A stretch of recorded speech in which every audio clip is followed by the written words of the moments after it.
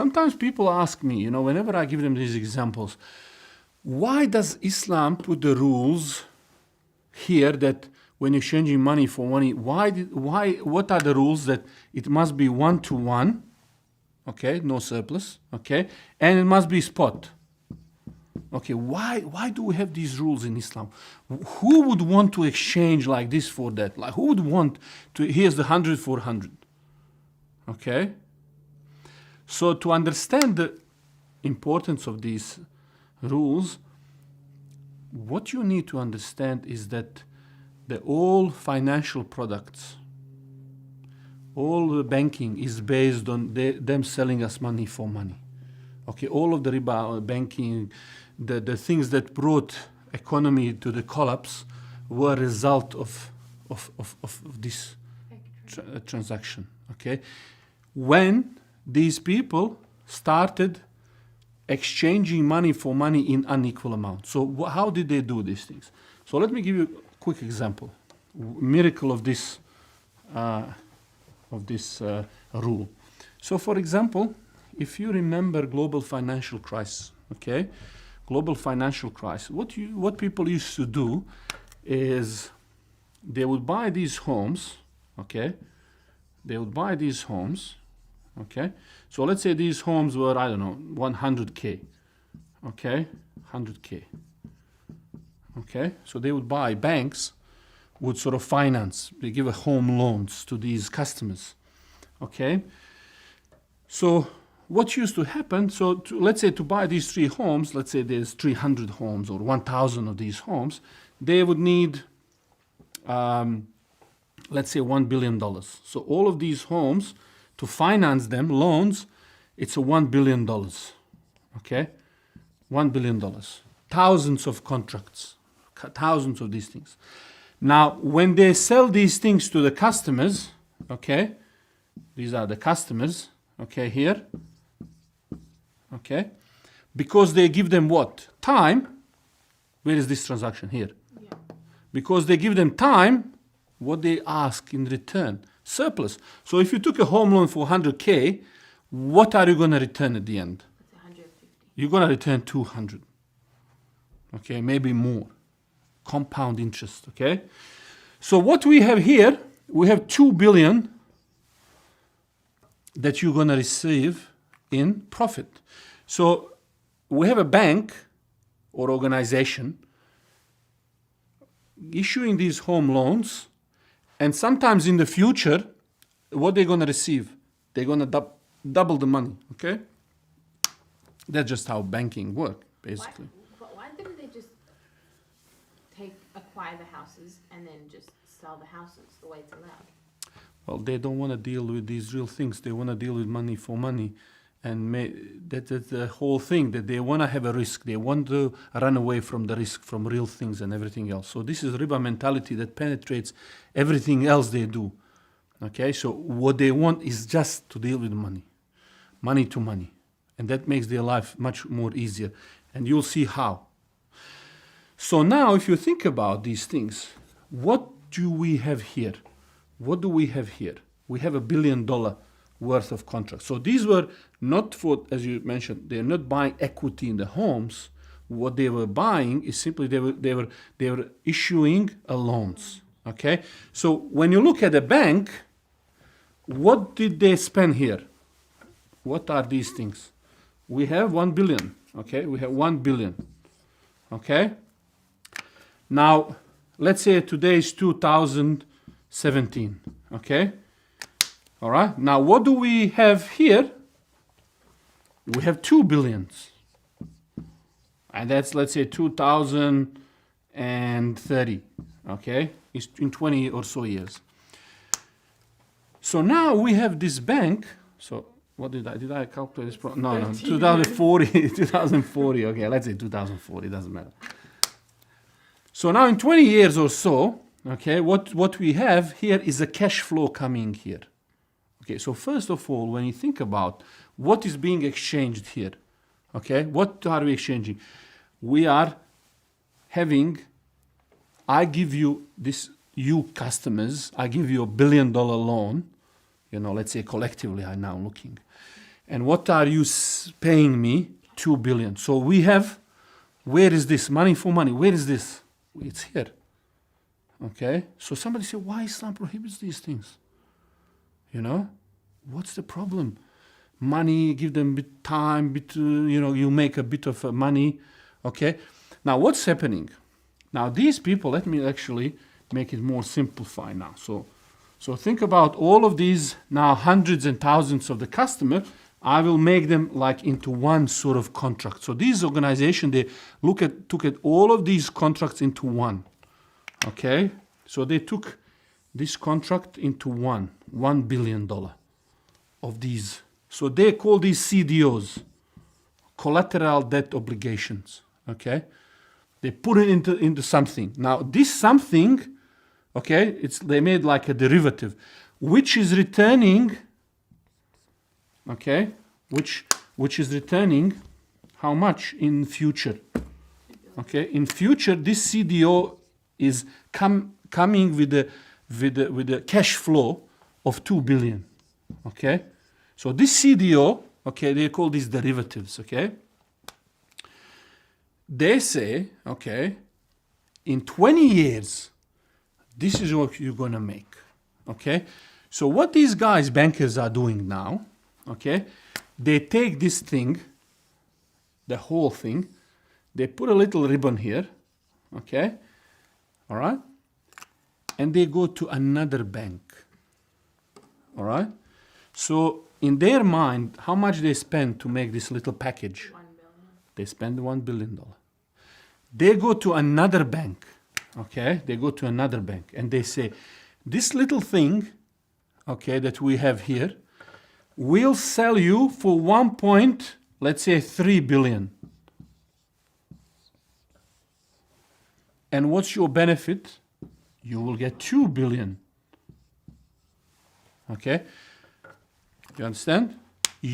I come to you now and I say, I'm gonna sell you this thing. You don't know what it is. Okay? It's some contracts. I'll sell you this for $1.3 billion. So what I'm saying to you, this is 1.3 billion thing, box.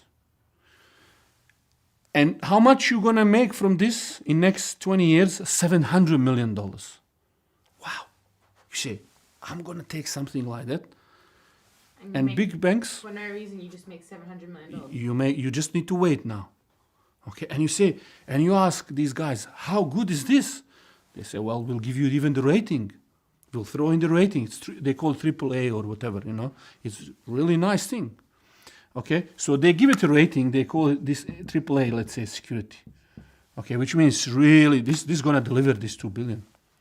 Okay, now what starts happening is very soon these bankers here, they started figuring out, I need a lot of people here to take the loans from me. So I can create this thing where I push 1 billion, on one end you push 1 billion, on another end comes 2 billion product. And I sell it at a discount. So I'm selling you $2 billion thing at a discount of what? 1.3. So you get this 1.3 and you wait for the cash flow. Okay? It's a beautiful thing. It's happening. Okay? So you have all of these big institutions and investors who love these kind of deals. You give me something 1.3 that will be tomorrow 2, I love it. Okay? This gives incentives to these people to then find more people, give them loans to buy a house so that they can create shiny new products and they can sell. So for these guys from doing this, how quickly they can make $300 million? Just doing this, boom, they make what? 300 million. So they make this maybe in a year, maybe in 6 months, maybe less, depends how fast they are. Okay, so this one, they make $300 million for doing this. No risk, no nothing. They just get people in, they boom, sell them, and they pocket 300 million. Okay, so what started happening is these people, bankers, started chasing anyone they could get to buy a home. So they would go to this, there was a joke, they would go to the waitress who earns like $20,000 a year, and they would sell them homes, $500,000 homes. Okay? And because she couldn't afford, they would give them the honeymoon rates, like virtually just paying the principal or a little bit of interest, or sometimes even negative, just so that she can pay a couple of years, afford payment for just a couple of years. She can't afford that loan, but they would make it look as if she is paying on time, where let's say payment should be 10,000, let's say, or 5,000 a month. They made it so that even if she paying 1,000 for, let's say, first 2-3 years, she still is maintaining the loan properly. Okay. Why did they do that? They targeted these people because they are what they call subprime. This is not a normal food dog customer who can have a proper job and pay on time and really meet the obligations. But these people couldn't afford. A lot of these people couldn't afford these loans. They were given these loans because these bankers needed them in this package so that they can create a bigger contracts. And when they had these bigger contracts with more of these people, it looks good. Okay? Then they can sell these things to another person. And then what started happening, okay? What started happening when these people took these loans, these collateral debt obligations, so these derivatives, when they took over these contracts, what happens after a year or two? When this waitress defaults, cannot pay any more, what starts happening? It reduces the value of these 2 billion now. Suddenly she cannot. So these banks started selling these homes, getting rid of them. That started demolishing the prices of the homes. So the prices started going down rapidly. And more people started getting caught up in this. Because most of these people couldn't afford the loans, more of them were foreclosing and defaulting on their loans. And that dragged down the whole housing industry down. So as that started spiraling, this number now started dropping down. So not only did this go to 1.3, it started reducing. They couldn't get anything, not even $1 billion or $500 million. Nothing.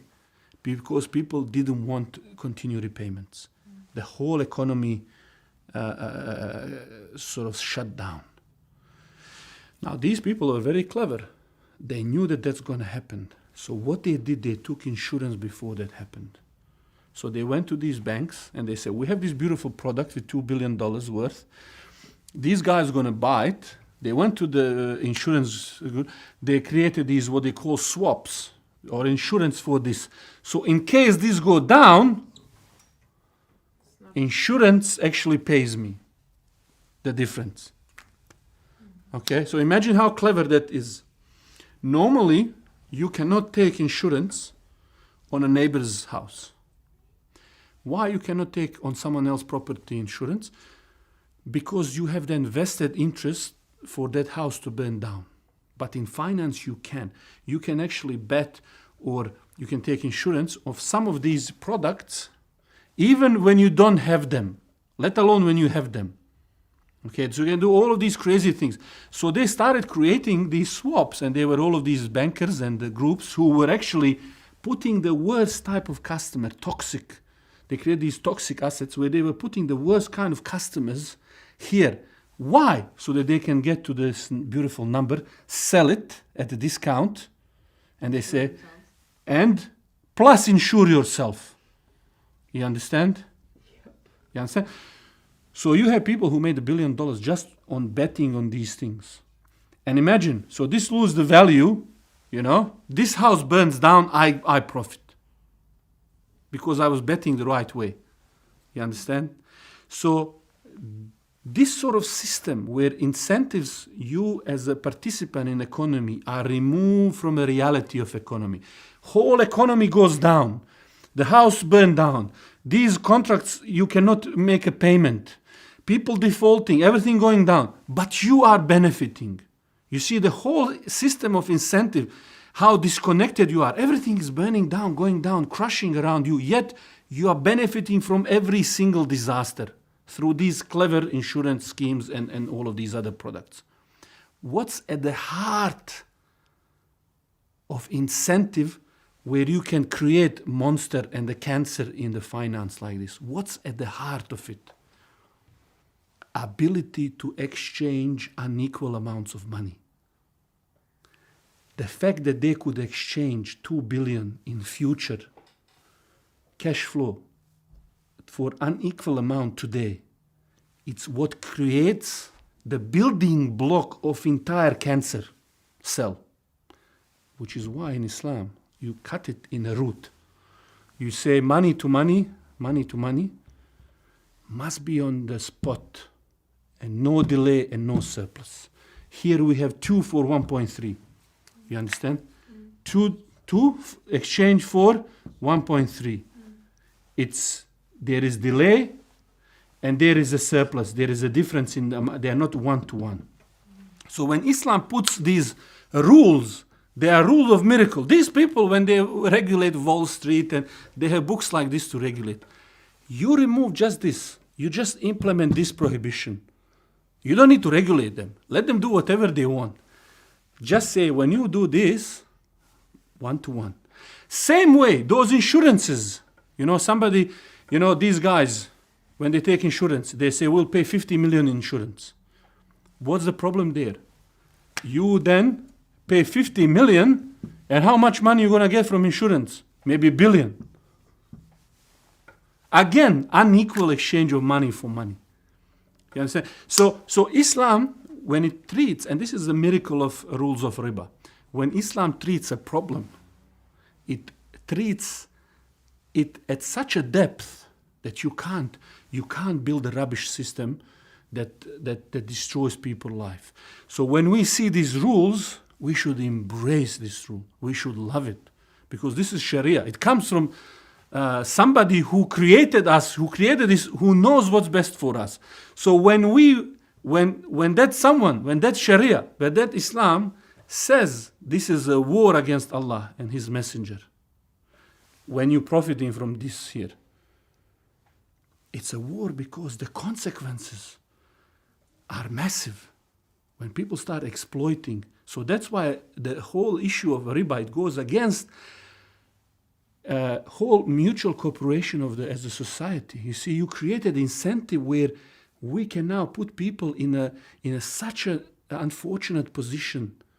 We can take advantage of them. We exploit those people who need to be protected.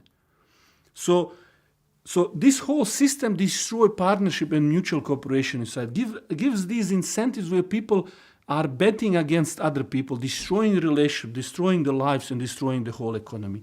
So when we think about these issues, and we should really learn to appreciate all beautiful things in Islam.